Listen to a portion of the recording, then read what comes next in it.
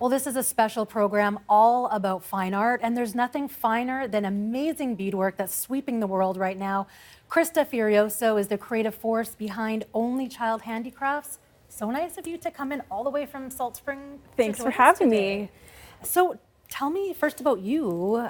Where are you from? I'm from Northwestern Ontario, Thunder Bay. I grew up there, and as a teenager, I moved around a bit and then ended up in Vancouver in my early 20s, which is where I stayed until 2 years ago when we moved to Salt Spring.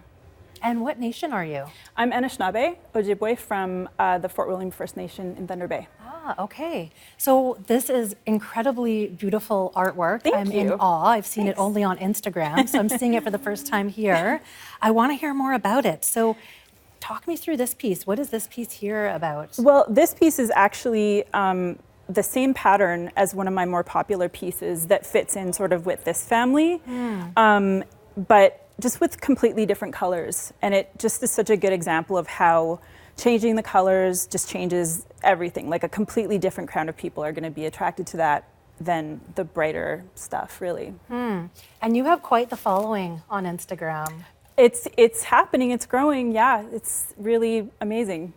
One of the things I haven't seen too much is your bigger pieces. This is the first time I'm seeing something of this scale. Yeah. Tell me about that piece. What inspired that piece? Well, that piece actually came about from my just innate tendency to go big. Like I end up making earrings and neck pieces that are enormous and too enormous for people to really logistically wear. And so I sat down and I was like, this started out as a set of earrings, and then I just was like, well, I'm gonna just build and build and build. And so this is the first of what will probably become a series, hopefully at some point. So, how long does it take you to make something of that scale? Well, this probably took about 200 hours. Wow. Somewhere in that range. Yeah. Is it meditative for you, beading? Absolutely, absolutely. It's what I want to do from morning till night. People ask me all the time, you must have such good eyes, you must have so much patience. And I'm like, if I could just give up sleep, I would do this 24 hours a day. I love it so much. One of the things that stood out to me when I first saw your work was this style that you were talking about before. And I've seen some posts about cultural appropriation and people actually trying to not only take the style and the design, but take your name. Tell me about that. What's happening on that front? That's a really hot topic right now, and it's so heartbreaking on so many levels. This is my work that I came out of my own mind and my own life, my own history, and for someone to just come along and just take that, just jump on that as though it's fair game for them and their business it's just heartbreaking, really. I mean, it literally makes me emotional to have that happen. How do you fight back when something like that happens? Well, lately, I've built a little bit of an army inadvertently around a few incidents that have happened on Instagram. And people's voices, you know, like when there's something like this that happens and you're just watching it on a forum like Instagram, you can talk about it. You can chime in. You can, you know, point out what the issue is for people to sort of recognize and.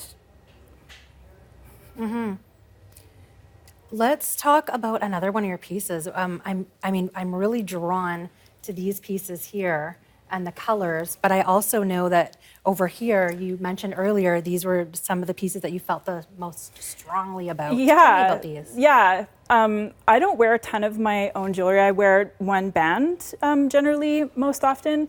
But if I were buying earrings or necklaces or beaded jewelry, this is what I would go for. I really love Art Deco. I love glitter. I love the sort of geometry of it, and that's really what speaks to me. So those pieces come out, and there's like a whole other crowd of people that love those pieces, which is really fun. How do you design these these pieces, how do you design these pieces? Do you draw them out first and get the designs that way, or does it just kind of come to you as you're beading? Well, I'm actually a graphic designer by trade, so I already have all the software ready to go for setting up a pattern. So in some cases, I do make a pattern. So for instance, these guys here, I would make, I would make a grid of how that's going to have to work.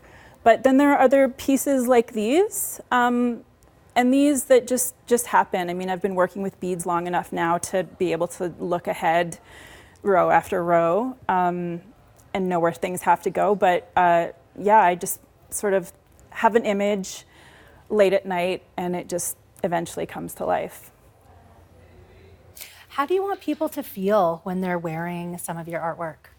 I want them to feel proud when they buy a piece of work from me, either in person or online. I really want them to feel proud about celebrating Canadian culture and Indigenous culture, and really wear that in a way that honors our people.